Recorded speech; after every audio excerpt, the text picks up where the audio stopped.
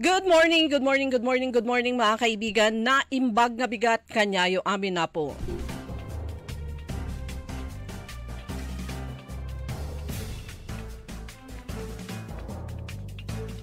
Araw ng Sabado, ngayon ay October 11 at oras na ng ating programang Todo Balita at Komentaryo sa DWIC Dagupan. Muli tayo ay magkakasama-sama hanggang alas 6 ng umaga. Inyong maririnig mga balita kaganapan sa lalawigan ng Pangasinan sa ibang bahagi ng bansa at sa ibayong dagat. Ang inyong katodo balita, ako si Liway Malantan Iparagire. Sa ngalan ng aking partner na si Kaaron Susan niya daw. At sa technical kasama natin Kaaron Edwin Inong.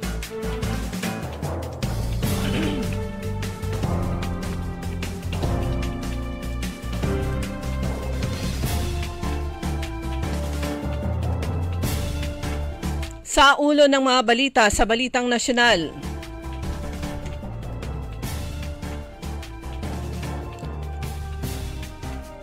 $7.4 lindol sa Davao Oriental naganap kahapon, ganun din sa ibang bahagi ng Mindanao. Todo Balita.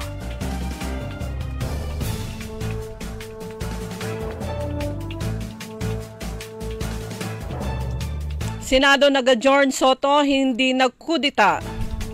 Todo Balita. COA fraud audit hinggil sa paggamit ng 6.4 billion pesos na pondo ng BARM. Todo Balita. Liderato ni Nartates nagbibigay ng pag-asa at tiwala sa PNP. Todo Balita. Sa balitang lokal, burong isda demo tampok sa Tourism Month sa bayan ng Bayambang.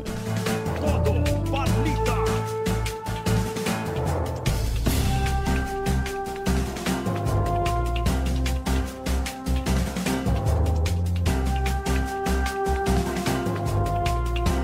Galing at talino ng mga Pangasinense tampok sa provincial celebration ng 36 National Statistics Month. Todo Balita. Sa balitang pampalakasan, Rondina at Pons hahataw sa Pro Tour ng World Beach Volleyball. Todo Balita. At ngayon sa detalye ng ating mga balita.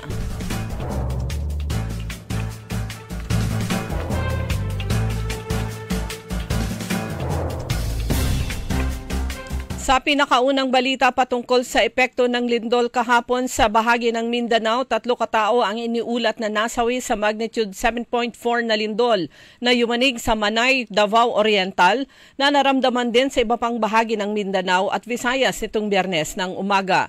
Ang lindol ay naganap bandang alas 9:43 ng umaga at nangyari isang araw matapos ang magnitude 4.4 na lindol sa Pugo, La Union sa Luzon nitong Huwebes at magnitude 6.9 naman sa Bogo City, Cebu noong isang linggo sa Visayas. Ayon sa Philippine Institute of Volcanology and Seismology o PHIVOLCS, ang sentro ng lindol ay naitala sa 43 kilometro hilagang silangan ng Manay, Davao Oriental. At may lalim na 20 kilometro na unang iniulat ng PHIVOLCS na magnitude 7.6 ang lindol bago ito ibinaba sa 7.4. Ayon kay Davao Oriental Governor Nelson Dayang Hirang, 2 ang naiulat na namatay sa kanyang rehiyon. May ilan din anyang mga nasugatan ang ginagamot na sa mga pagamutan doon.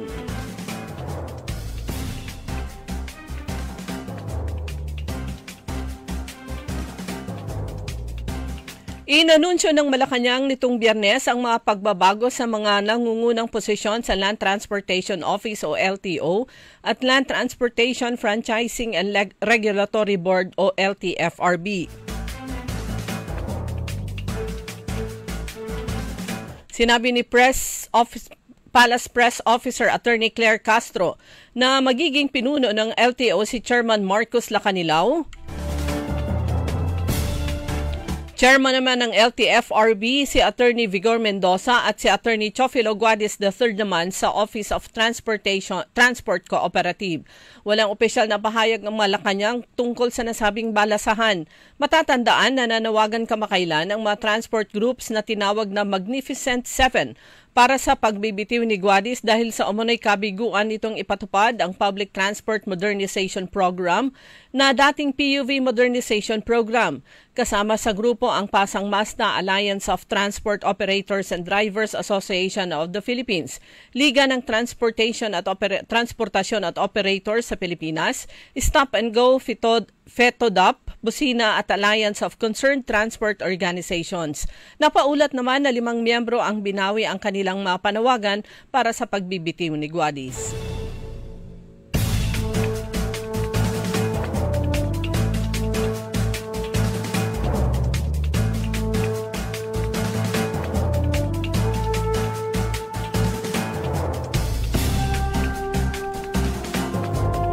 Samantala, nagsara na ang sesyon ng Senado kahapon nang walang naganap na kudita o pagpapalit ng mga leader. Senate President Vicente Tito Sotto pa rin ang mananatiling leader ng Senado sa pagbabalik ng sesyon sa November 10. Nagbukas ang sesyon ganap alas 10 ng umaga at pansamantalang magbabakasyon para naman sa undas break ng Kongreso. Matatandaan na umugong ang kudita laban kay Sotto na naglulok sa pwesto matapos mapatalsik bilang Senate President si Senator Chis Escudero sa gitna ng mga isyu ng flood control projects. Wala pang 10 minutong tumagal ang sesyon kahapon na agad ding na-adjourn. Tanging sina Sotto, Senate Deputy Majority Leader J.V. Ejercito at Senator Robin Padilla ang present sa huling araw ng sesyon.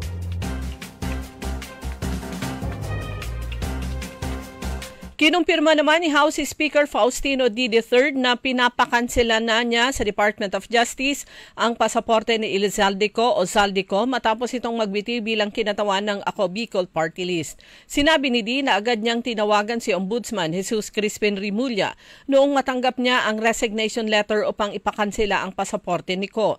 Kinumpirma rin ni D na hiniling niya ang pinakamabilis na paraan para sa kanselasyon ng pasaporte upang malimitahan ang galaw ng dating kongresista. Ipinaliwanag pa ng House Speaker na bagaman at ang Department of Foreign Affairs makakapagkansela ng pasaporte, ang DOJ naman ay may saklaw sa Bureau of Immigration na makapagpabilis ng proseso. Nangako naman anya si Rimulya na gagawin ang pinakamabilis na paraan para makansela ang pasaporte ni Ko.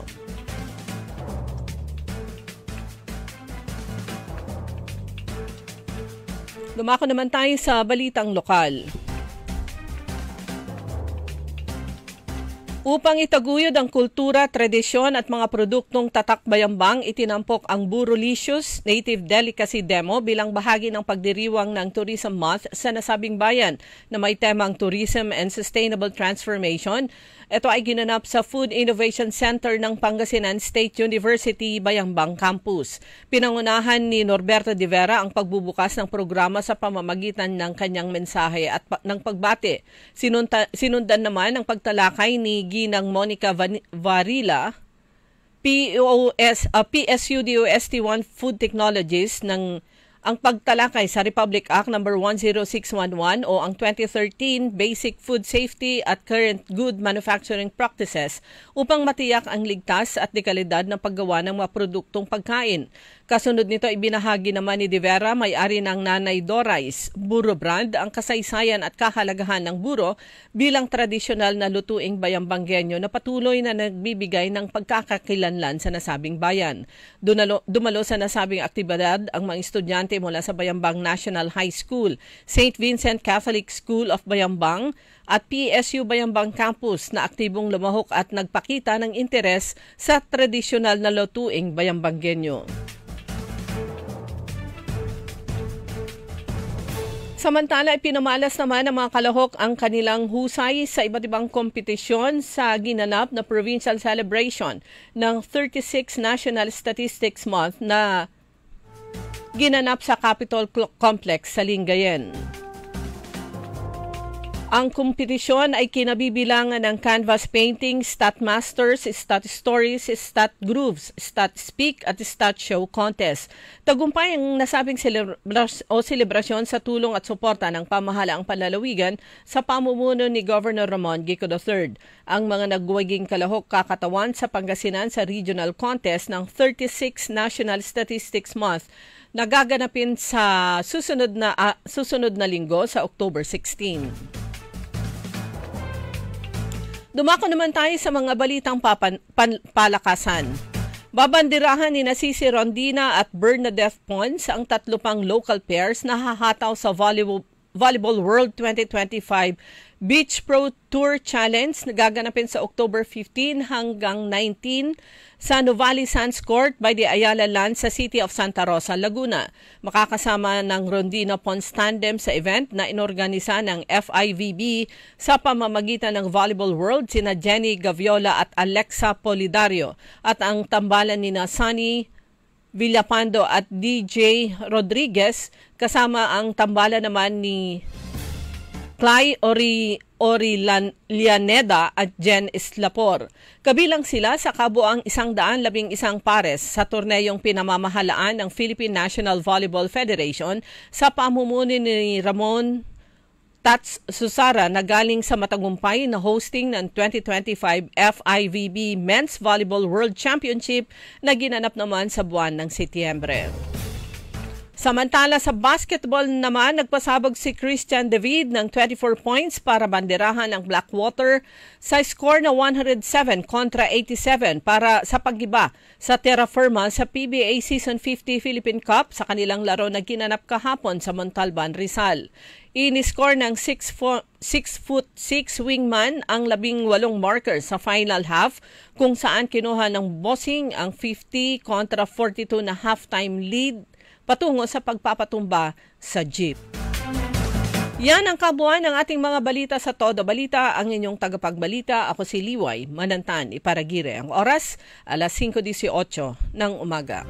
Ang balitang ito ay inihatid sa inyo ng Bingo Plus, International Series Philippine and Bingo Plus. Bingo sa saya plus sa panalo. Tickets available now at SM Tickets. Magandang araw po sa ating lahat, sa ating mga bisita. Inaanyayahan ko po kayo sa aming lungsod ng Alaminos para po mabisita at ma-experience ang ating mas pinagandang 100 Islands.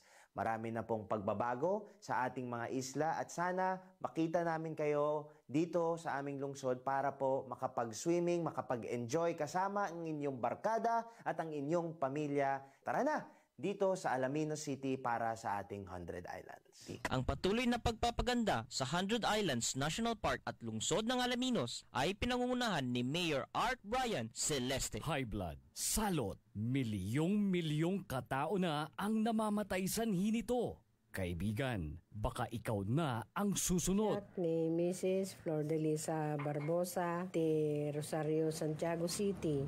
Agtawenak ti 63. Manungatawan nga aglutluto akon, tada karindiriyak. Mariknak agpipikal, ti imimak iso nga nanggagak ti radyo, dato'y agas nga pao di arko. Pinadas ko, mayat ti epekto na. Duti food supplement nga napadpadasa kon, awan ti epekto na. Dato'y pao di arko, idi nagtumarak, manungal daw lang, han nga agpipikal ti imakon. Awisen kay nga mangpadas, tapno maikatmat, dagita rik-rik na inyo, saksakitin nyo. Kaya kaibigan, buhay mo'y ingatan. Mag-Aldrich Pau di Arco Herbal Capsule na para kalusugan mo ay garantisado.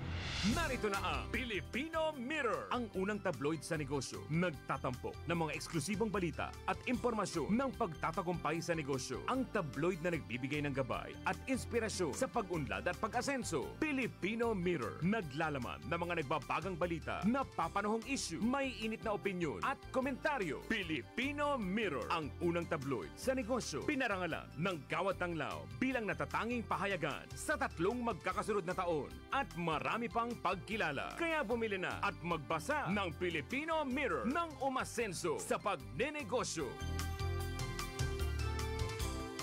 DWIZ. Liway Manantan sa Todo Balita.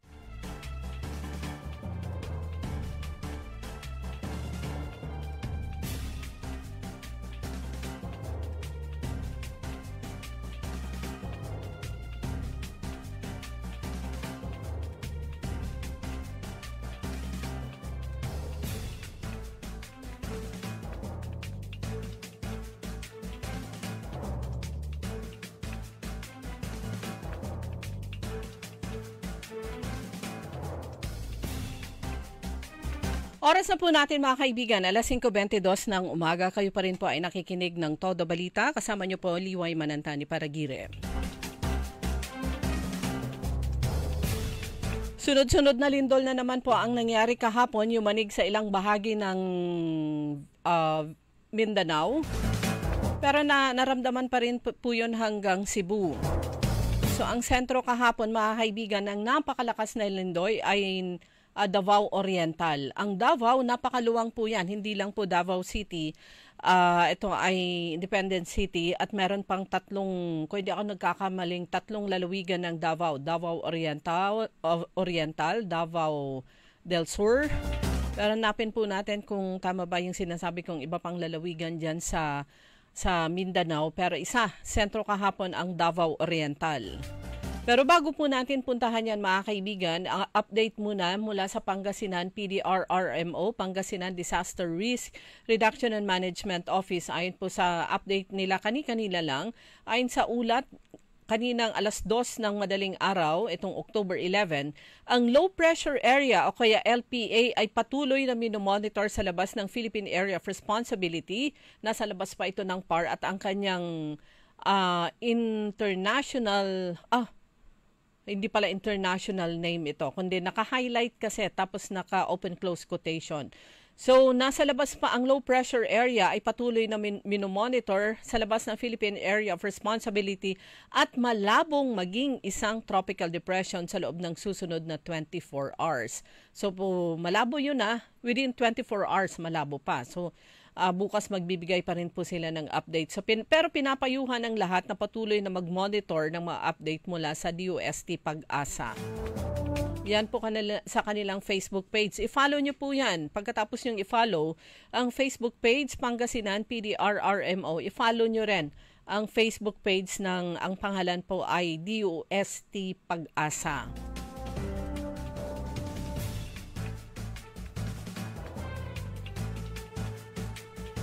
Pero yun nga mga kaibigan, grabe po yung lakas ng lindol na nangyari na naman kahapon sa iba't ibang bahagi ng Mindanao.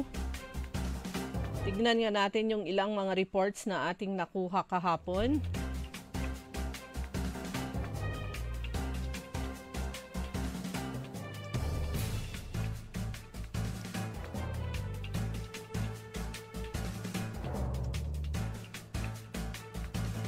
Na talagang nagbibigay ng trauma sa hindi lang sa mga matatanda pero lalo na sa mga bata. Pero ito yung maganda, pagkatapos pong tulungan ng Davao City ang Cebu, nung ito ay tinamaan ng lindol, sila yung pinakauna, agad-agad na nagpadala ang lokal na pamahalaan ng Davao City ng tulong sa Cebu.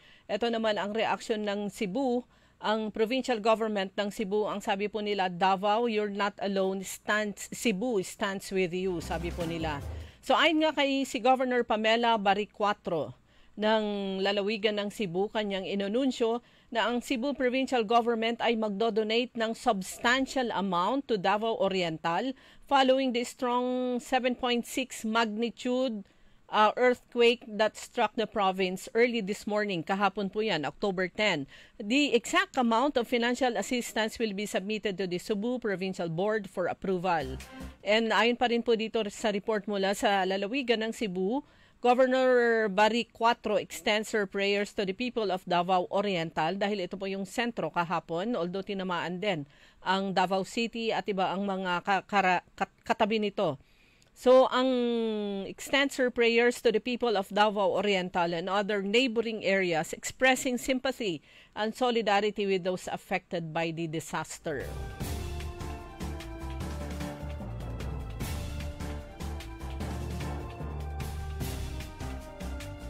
Iba pang balita, ito po yung kahapon, yung lindol na nangyari kahapon sa Davao Oriental ay dahil sa paggalaw ng Philippine Trench ayon naman sa PHIVOX. Yan yung ma-update kagabi.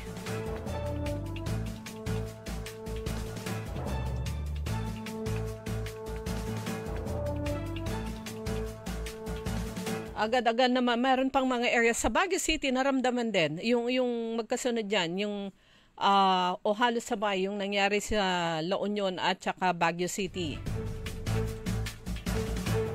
And then kahapon sa iba't ibang lugar talagang napakalakas niya. Kaya ang Philippine Red Cross na pinangungunahan ni Chairman Richard Gordon ay mula pa sa Cebu ay talagang abalang-abala po sila. Kaya naman ipagdasal po natin lahat, hindi lang po yung mga affected areas kundi ang buong Pilipinas dahil alam nyo yun nga, yung sabi nga po ng PHIVOX, gumalaw ang Philippine Trench. At ilang lugar nga ang nakaranas ng nasabing lindol. Yung iba ay kukonekta nila sa sa politika, yan karma kasi ganito ganon. Yan po ay natural na pangyayari at walang kinalaman po niyan ang whatever karma sa whoever sa politics. Yung unang reports kasi 7.6 magnitude pero yung sa huling report ng DOST Pag-asa ng PHIVOX ang sabi po nila ay 7.4. So ano man po yung magnitude ay talagang di po ba na napakalakas yung nasabing paglindol na nangyari kahapon ng umaga. Yan na naman yung sabi nilang 10:10 dahil kahapon ay October 10 at nangyari yung nasabing lindol bandang alas 10 ng umaga. So ito nga po, ito pa. Ito naman ay nakalagay po sa Facebook page ng Philippine News Agency patungkol pa rin sa magkasunod na lindol kahapon na napakalakas sa ilang bahagi ng Mindanao, partikular sa Davao Oriental at mga katabi nito. Ang sabi po dito at nakalagay sa news naman ng Philippine News Agency, ayon sa PHIVOX says the two earthquakes, magnitude 7.4 yung una at hindi nagtagal nasundan ng magnitude 6.8 na tumama sa Davao Oriental noong Friday ng umaga at gabi yung isa, 6.8, may be possibly considered as doublet earthquake. They are distinct or different earthquakes in almost the same area with two or more main shocks that have slight difference in magnitude. Ayan, hanapin natin yan mamaya. Yan naman ay nakalagay sa Philippine News Agency.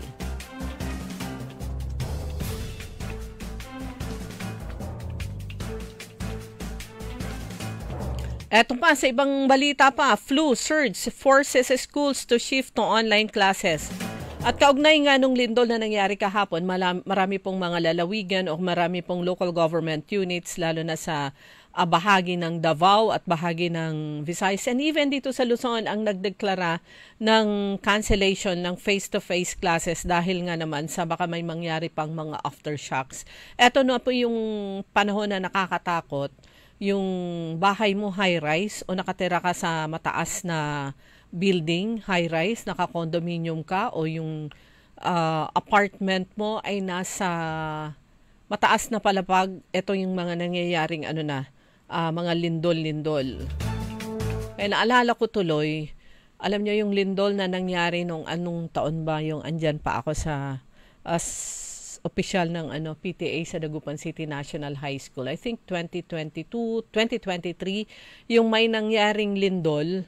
Hindi naman ganun kalakas, pero dito sa apektuhan ang Dagupan, ilang bahagi ng Central Pangasinan, pero yung mga damages, lalo na sa mga school buildings, meron po niyan dito sa Dagupan at dito sa pang-apat na distrito ng Pangasinan. Dito sa lungsod ng Dagupan, isa sa mga nagkaroon ng diferensya ay ang PAGCOR building sa Senior High School ng Dagupan City National High School at meron din dun sa, I think, mga bagong buildings to Ibig sabihin, wala pa siyang 5 years o wala pa siyang 10 years. And then kung hindi ako nagkakamali, meron din sa Bunuan Bukig National High School at meron pang ibang public schools. Ang pumasok sa isip ko, bakit ang nagkaroon ng damages, although na ito ay na-retrofit na, naayos na, bakit yung mga bagong buildings? Kung ganun lang kalakas yung naranasan that year na lindol sa Dagupan City at karatig ng mga bayan, how much more? Ano kaya ang magiging damage kung magnitude 6 ang lindol o kaya itong naranasan nila sa Mindanao na 7.6. Anong mangyayari na sa mga building na yon? Magigiba na. Kung yung halos hindi mo maramdaman o mahina lang na lindol ay na-damage na yung bagong building dyan sa Dagupan City National High School at iba pang public schools. Paano na kaya kung malakas? Samantalang kung tutuusin, dapat napakatibay ng mga buildings na ipinapatayo at alam ng mga contractors kung ano yung kanilang gagawin. Dahil alam po nilang tinamaan na ng lindol several decades ago ang Dagupan City at grabe yung damages sa mga infrastructures. At alam naman po nilang karamihan before ng mga bata pa kami, ay sabi nga nila puro swamp o kaya mga fish ponds ang malaking bahagi ng Dagupan at tinabunan lang yan. So ibig sabihin ang ilalim niyan ay nananatiling soft. So yan lang naman yung mga katanungan na pumasok sa ating isip dahil nakita po natin konting yugyug, nagka-damage yung nasabing mga building. Marami po ang high-rise building sa Dagupan City National High School. Doon sa junior high school merong ilan, yung bago yung mga before yung construction ng mga bagong multi-level buildings, andyan yung building 10 at meron pang 2 na tiga-4 na palabag. Walang na-damage doon nung lindol na yon. Mas luma yung mga building na yon kumpara doon sa Pagcor building dyan sa Dagupan City National High School. Yet naapektuhan. At mukhang ang contractor nun ay BET Construction o BET Corporation. Ito po yung construction company na meron ako nabasa sa Facebook na bakit puro BET Construction yung nakakuha ng napakaraming mga projects dito lalo na sa Central Pangasinan. Lahat halos nung malalaking buildings dyan sa Dagupan City National High School, BET Construction yung nakakuha, BET Construction. Bakit kaya BET na BET siya ng DPWH? Bakit? Napakarami namang malalaking contractor dito sa Central Pangasinan o dito sa lalawigan ng Pangasinan. Yan po ay isang malaking katanungan lang. Nagtatanong lang po tayo na pwede namang sagutin yan ng DPWH.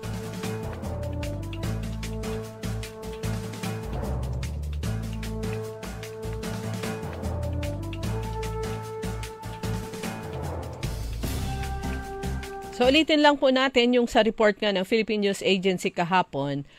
PHIVOLCS says the 2 earthquakes, magnitude 7.4, yung dati pong una po nilang ulat na 7.6 na tumama sa Davao Oriental. Ito po ay yung final na 7.4 magnitude. At yung sumunod, 6.8 magnitude na tumama nga sa Davao Oriental kahapon, araw ng Biyernes. Morning and evening may be possibly considered as double earthquake.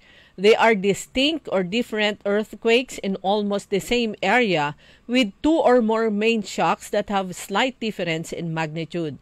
This happens when faults or trenches are causing distress to trigger a sequence of events. Yan yung paliwanag po ng PHIVOLCS. Sequence of events. Dahil hindi lang siya simpleng aftershock halos kasing lakas nung una. Ito yung ehemplo na sinabi po ng PHIVOLCS cited as examples of the double earthquake events are the 2023 Hinatuan earthquake, magnitude 7.4 on December 2, 2023 at yung sumunod ay magnitude 6.8 on December 4. And the May 1992, ito yung naranasan ho natin. Kumbaga may aware na tayo dito, kumbaga college ako noon. 1992 magnitude 7.1. It's not yung ito, ibang lugar pala ito. May 1992 magnitude 7.1 and the magnitude 7.5 Manay earthquake also triggered by the Philippine Trench. Sa ibang lugar sa Mindanao, 'di ba? Lalo na sa Cebu at sa ibang lugar, pagkatapos yung unang pagyanig ay nag-cause naman ito ng sinkholes. Usually, 'di ba, yung mga nakakita pag nagkaroon ng earthquake o kaya bigla-bigla na lang nagkakaroon ng may lumalabas na sinkholes dun sa mga concrete jungles, kumbaga, highly urbanized dahil naman sa mga infra-works na ginawa sa ilalim. Kumbaga, andyan yung daluyan ng tubig, yung mga box culvert na malalaki, etc., etc. Pero yung mga ng lumitaw na mga sinkholes sa Mindanao, lalo na dyan sa Cebu, ay kumbaga nasa kalagitnaan ng bundok eh. Wala namang mga infrastructures. Pero yan po ay dulot nga ng nasabing pagyanig o kaya napakalakas na lindol. Yan na po yung tanong nila, how much more kung mangyari yung ganyang lindol na naman dito sa Cebu, dito sa bahagi ng Benguet. Benguet, although independent city, ang Baguio City, nasa gitna siya ng Benguet. Alam naman po natin na merong mga mining activities long before dyan sa nasabing lugar. Meron pa akong isang nakitang news kahapon na saang area ba yun? Yung lokal na pamahalaan o may government agency pansamantalang pinakansela, pinastop yung mga mining activities. Dulot naman ng mga sunod-sunod na paglindol.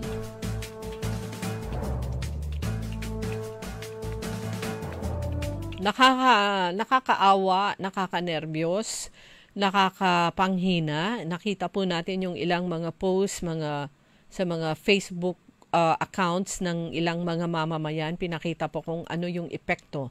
Meron yung isang estudyante, meron na siyang panic attack na inaalo siya ng mga teachers at ng iba pang mga guardians doon. Sabi nila, wala na, tapos na yung bata talagang nanginginig, na halos nahihirapan ng huminga.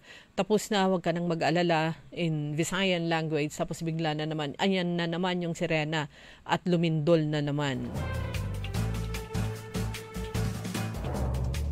Pero bago tayo mag-break mga kaibigan, mula dito sa Toda Balita, ang aming binibigay po namin ang taus-pusong pakikidalamhati sa pamilya na naiwan ng aming katrabaho mula sa Action Radio. Ayan, si Dante Serra. Ayan. Dante Serra na kaibigan namin, katrabaho. Siya po ay pumanaw nung inabutan siya sa Palawan, kung saan meron silang seminar. Pero ang kanyang labi ay andito na sa Mangaldan, and I think bukas yata yung libing. Ayan, ang aming katrabaho na si Commander Dante Serra. Ang amin din pakikidalamhati at ang aming hinahatid ang aming condolences sa sa pamilya ng dating kapitan ng Bunuan Gazette, si Caprico Mejia, na siya rin po ay pumanaw kahapon. Sabi dito ni Kagawad Leo Quaton ng Bunuan Gazette, ang sabi po niya, Caprico, your legacy and service for 26 years as barangay captain or barangay official will continue to live on. Your dedication and passion to serve the community will never be forgotten. Thank you for being my guiding light and mentor during the time I needed you, sabi niya. My deepest sympathy to the entire family. I am extending my prayer during this difficult time. May his soul rest in peace. Yan naman ang mensahe ni Kagawad Leo Quaton ng Bunuan Gazette. At sa pagpanaw ng dating kapitan ng nasabing barangay dito sa Dagupan, si dating kapitan, the late Barangay Captain Rico Mejia. Oras na po natin mga kaibigan, 5:40 ng umaga, maya-maya sa ating pagbabalik. Atin naman pong ipaparinig sa inyo ang naging panayam namin kahapon ni Aaron Orly kay General Manager Rod ng Central Pangasinan Electric Cooperative. Oras, 5:40 ng umaga. Time. It is now 5:41. That time check was brought to you by ACS Manufacturing Corporation, ISO certified world-class quality. Makisali sa mainit na talakayan sa Karambola. Live na napapanood ang Karambola via DWIZ 882 Facebook page. Maaari ninyong ipadala ang inyong mga komento o opinion sa aming mga text line 0908-136-6060 o tumawag sa aming hotline 470-1750-54. Karambola Nationwide. Kaya sabay natin paghanda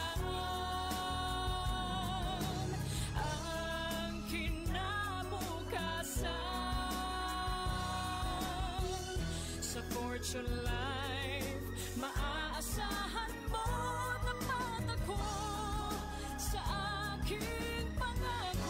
Para sa compulsory insurance coverage for agency-hired migrant workers, Fortune Life Insurance. Securing your tomorrow today. High blood, salot, milyong-milyong katao na ang namamatay sanhi nito. Kaibigan, baka ikaw na ang susunod. Ni Mrs. Flor de Lisa Barbosa, ti Rosario, Santiago City. Agtawenak ti 63. Manungatawan nga aglutluto akon, tada karindiriyak. Mariknak agpipikal, ti imimak iso nga nanggagak ti radyo, dati agas nga pao di arko. Pinadas ko, mayat ti epekto na. Duti food supplement nga napadpadasa kon, awan ti epekto na. Dato'y pao di arko, idi nagtumarak, manungal daw lang, han nga agpipikal ti imakon. Awisen kay nga mangpadas, tapno maikatmat, dagita rik-rik na inyo, saksakitin nyo. Kaya kaibigan, buhay mo'y ingatan. Mag-Aldrich Pau di Arco Herbal Capsule na para kalusugan mo ay garantisado. Narito na ang Filipino Mirror, ang unang tabloid sa negosyo. Nagtatampok ng mga eksklusibong balita at impormasyon ng pagtatagumpay sa negosyo. Ang tabloid na nagbibigay ng gabay at inspirasyon sa pag-unlad at pag-asenso. Filipino Mirror, naglalaman ng mga nagbabagang balita, napapanahong issue, may init na opinyon at komentaryo. Filipino Mirror, ang unang tabloid sa negosyo. Pinarangalan ng Gawad Tanglao bilang natatanging pahayagan sa 3 magkakasunod na taon at marami pang pagkilala. Kaya bumili na at magbasa ng Filipino Mirror ng umasenso sa pagnenegosyo. DWIZ!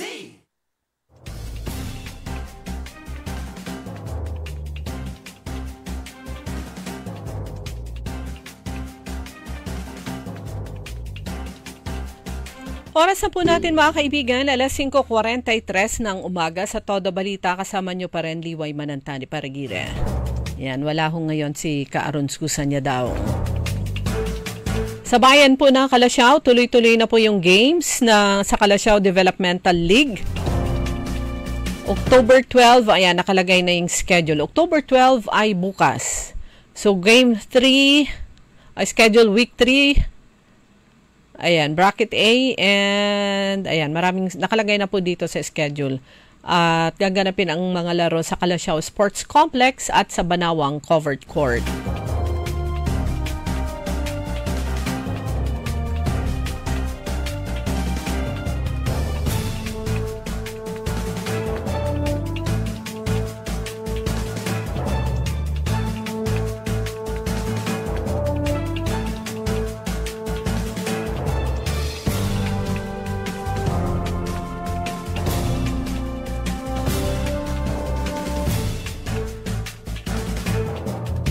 Samantala, sa bayan pa rin ng Kalasyaw mga kaibigan, naging matagumpay yung paglulunsad nitong First Kalasyaw Flood Resilience and Management Council at nagkaroon po sila ng meeting noong October 9, yan po ay araw ng Huwebes. Yan po ay binuo ni Mayor Patrick Agustin Karamat para tutukan ang isa sa pinakamalaking hamon ng bayan ng Kalasyaw. Ito po yung pagbaha. Sabi nga niya sa kanyang first 100 days report, dahil first term ni Mayor Patrick Agustin Karamat ay sunod-sunod po yung matinding pagbaha na dumaan sa bayan ng Kalasyaw. Yung ibang areas hanggang sa ngayon, kagaya sa ibang lugar dito sa Dagupan, ay nananatiling underwater yung mga kabahayan. So nasabing council meeting kasama sina 3rd District Congresswoman Rachel Arenas at ang representative mula sa DPWH 4th Engineering District. Ito po yung nakabase dyan sa Santa Barbara. Dati nung hindi pa na-create yung engineering district na yan, meron po 3 engineering district dito sa lalawigan ng Pangasinan. Yung 1st Engineering District na nakabase sa Alaminos City, yung 2nd Engineering District na nakabase naman sa Lingayen, at yung pangatlo yung 3rd Engineering District na nakabase po sa bayan ng Rosales. And then na-create itong bagong Engineering District na andyan po sa kanilang opisina ay nasa bayan ng Santa Barbara. Ito po yung 4th. Baka isipin nyo, bakit yung 4th bakit yung 3rd nasa Rosales? Dati na po kasi yun, so wala nang renaming. So yung Santa Barbara, yan po ay 4th Engineering District. So meron po silang representative dahil ang nilang district engineer ay nasa importanteng meeting daw, I think sa Manila. So ang sabi nga po ni Mayor Patrick Karamat, ang nasabing Flood Resilience and Management Council, kinabibilangan niya ng mga barangay official, barangay captains, mga engineers, mga architects, miyembro ng PNP, BFP at mula sa DepEd. Kumbaga ito ay whole of Kalasyaw na council mula sa iba't ibang sektor. At layunin na makabuo ng isang sustainable flood management plan para sa kaligtasan ng bawat Kalasyawenyo. At kailangan yung kung paano po hindi yung total 100% na mawala yung pagbaha. Dahil sabi nga po, yan po ay nature. At pag tubig, hindi mo pwedeng labanan yan at kontrahin dahil ang tubig, hahanap yan ng dadaanan niya. So, kailangan ang pinakauna dyan at isa sa mga tututukan, sabi nga ni Mayor Patrick Agustin Karamat, etong master plan ng mga drainage system dahil hindi nagko-connect yung drainage system. Samantala, kahapon mga kaibigan, amin naman pong nakapanayam ni Kaaron Orly Navarro, si Engineer Rodolfo Corpus, ang General Manager ng Central Pangasinan Electric Cooperative at syempre unang naitunong dyan, marami pong mga solar energy companies na nagpapatayo ng mga solar farms dito sa lalawigan ng Pangasinan. Kabilang na yung mga andyan sa may yung Aboitiz Group andyan sa may bayan po ng Bugalyon. So, ito po naman po yung tugon ni GM Corpus ng Central Pangasinan Electric Cooperative patungkol dito.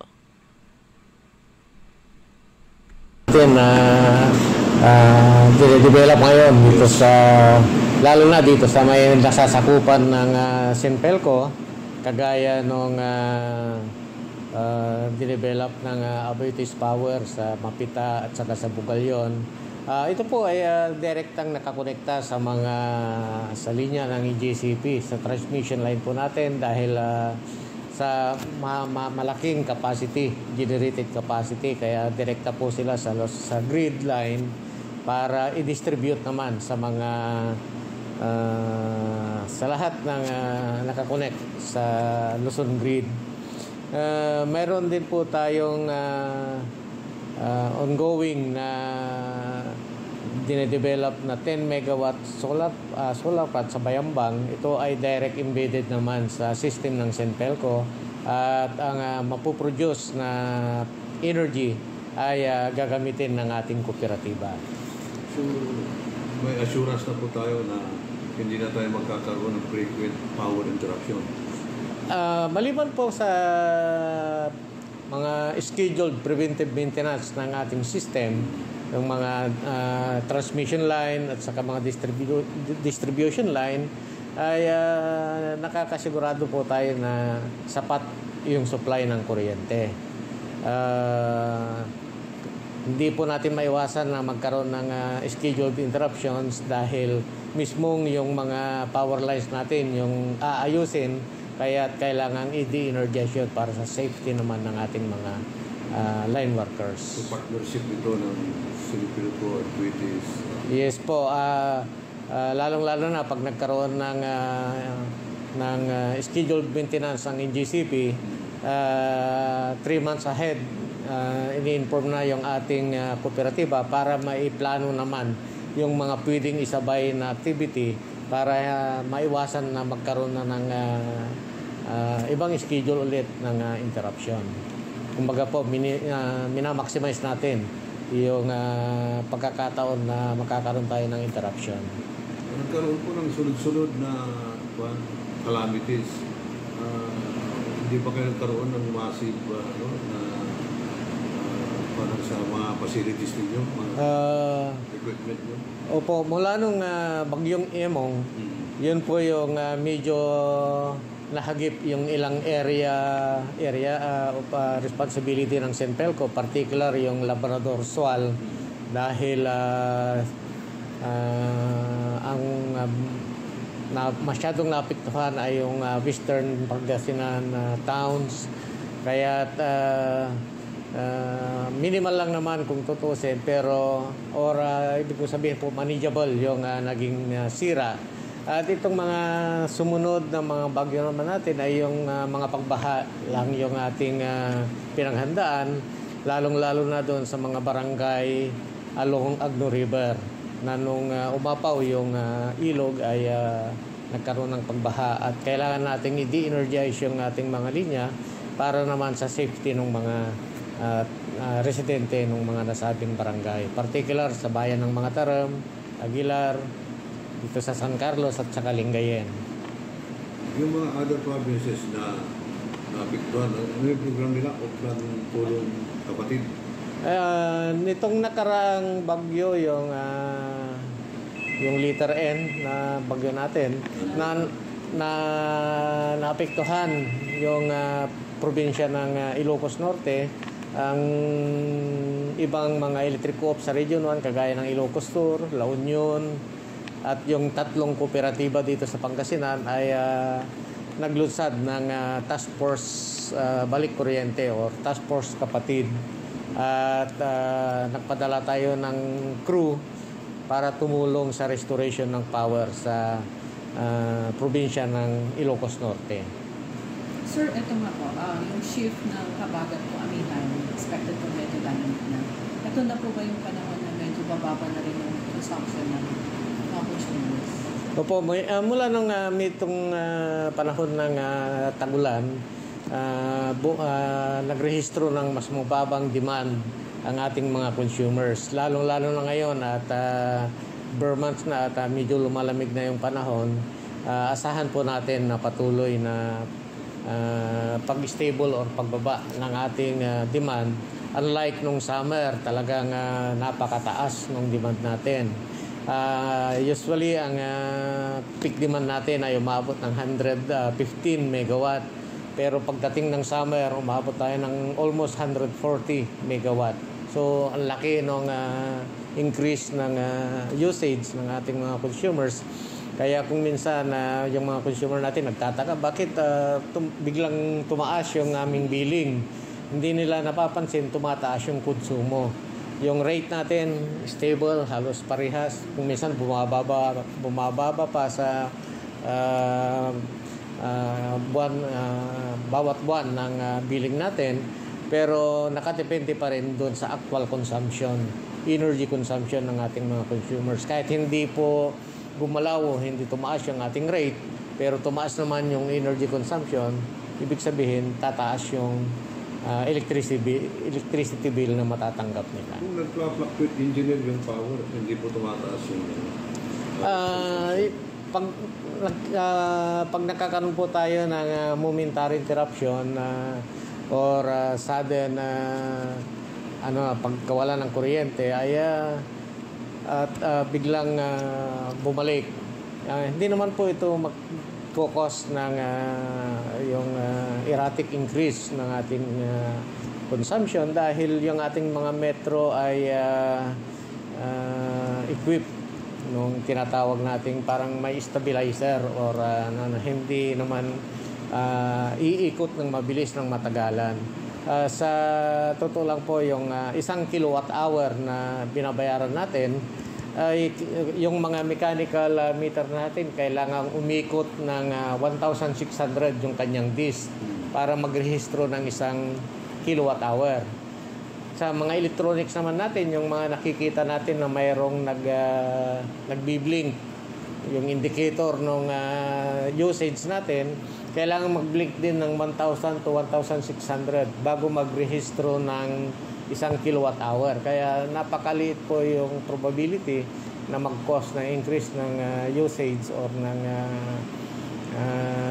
kilowatt hour yung naranasan natin kung minsan na biglang pagkawala ng kuryente. Sir, marami pong mga residente ang ngayon gumagamit ng mga solar lights at yung mga maliliit na good for overnight na nasusunod. Nakakatulong po ba ito kahit paano mabawasan? Opo, nakakatulong po yung mga solar-powered natin na kahit na yung mga portable na tinatawag. Pero ang ating kooperatiba ay pinapatupad din yung tinatawag nating net metering, kung saan may mga residential consumers or even small commercial consumers na nagpuput up ng kanilang solar system nagre-range basta below 100 kilowatt hour ay qualified doon sa net metering. Na kung minsan dahil sa hindi rin magamit yung buong na-generate or napoproduce na energy ng solar panel nila, ay nakakaroon ng export sa ating linya or sa ating grid. At iyon naman ay kinukompensate natin through reduction ng kanilang generation charge. At nakakatulong ito sa pagbaba ng electric bill. Hindi rin napiktuhan yung operation ng Sempirgo dyan? Kaya po nagtakda ang ERC ng 100 kilowatt hour below para hindi siya significant, makaka-apekto doon sa technical integrity ng ating distribution system. Okay, so yan po mga kaibigan, tinig po yan at interview kay Engineer Rod Corpus, ang General Manager ng Central Pangasinan Electric Cooperative. Meron pang ilang minuto yan, kaya lang 2 minuto na lang bago mag-alas 6 ng umaga. Sa mga susunod na oras po o araw ng Todo Balita, ayan, paparinig po natin muli sa inyo yan.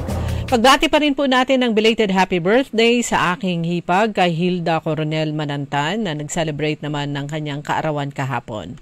Happy birthday.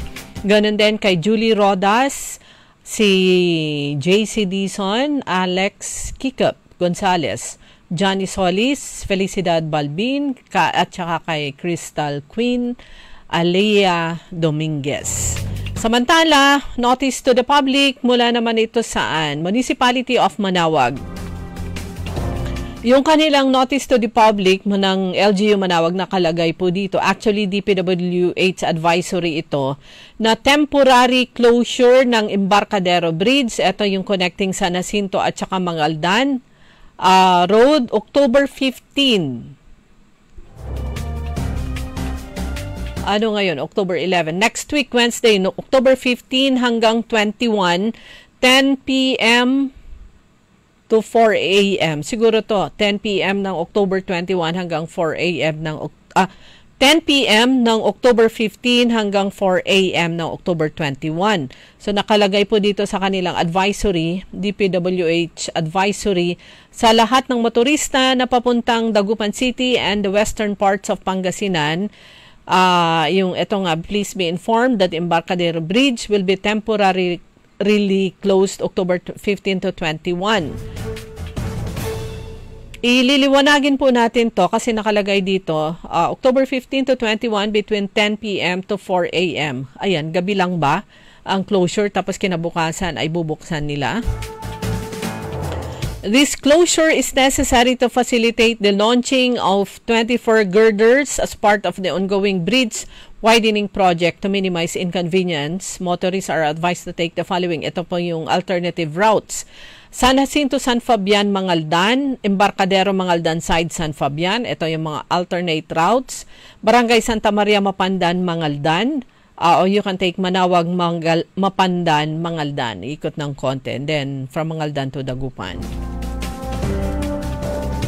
Samantala, pagbati rin natin ang pasasalamat din po natin sa mga nakatutok po. Good morning kay Sir Roberto Nimer, kay Sir Napoleon Co, Ernesto Musada Jr., Bogs Vidal, Malos Siralde.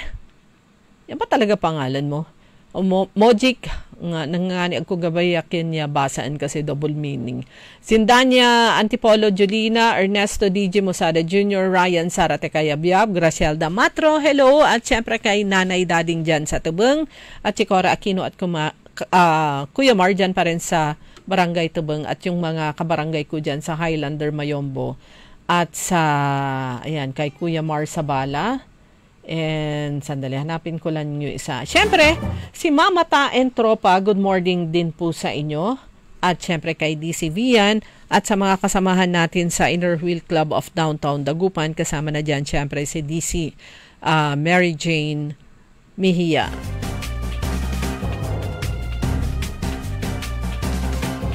Kay Dennis Sindanya at kay Baby dyan sa may Highlander at mga kabarangay ko sa Mayombo. Magandang umaga po. Antabayanan po ang susunod na programa, samantala Todo Balita, babalik po yan sa Lunes. Ang Todo Balita ay mula Lunes hanggang Sabado, alas 5 ng umaga hanggang alas 6 ng umaga.